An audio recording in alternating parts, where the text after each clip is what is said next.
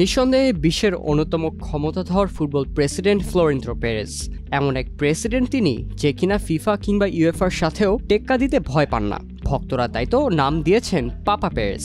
আর তিনি আবারও পরবর্তী 4 বছরের জন্য প্রেসিডেন্ট নির্বাচিত হয়েছেন রিয়াল মাদ্রিদের, তাও আবার বিনা প্রতিদ্বন্দ্বিতাতেই।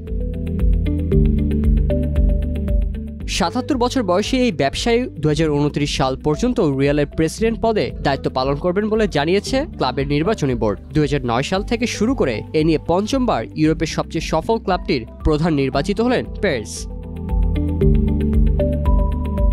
কেবল ২০০৯ থেকেই রিয়ালের সাথে যাত্রা শুরু নয় পেরেজের। এর আগে প্রথমবার ২০০০ সালে দায়িত্ব নিয়ে ২০০৬ সালে পদত্যাগ করেছিলেন তিনি। ২০০৯ থেকে টানা দায়িত্ব চালিয়ে যাওয়া পেরেজ গত ৭ জানুয়ারি ক্লাবের ইলেকটোরাল বোর্ডকে নির্বাচনী প্রক্রিয়া শুরু করতে অনুরোধ জানান। প্রতিদ্বন্দ্বিতা না থাকায় পেশায় ব্যবসায়ী পেরেজ আগের 4 বারের মতো এবারও বিনা প্রতিদ্বন্দ্বিতাতেই নির্বাচিত হলেন রিয়াল মাদ্রিদের প্রেসিডেন্ট।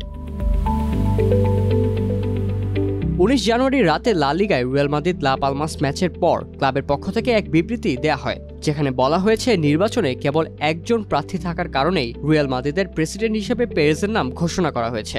রিয়াল মাদ্রিদের বাইলস অনুসারে বিকল্প প্রার্থী না থাকলে বিনা প্রতিদ্বন্দ্বিতায় নির্বাচিত ঘোষণা করা যাবে।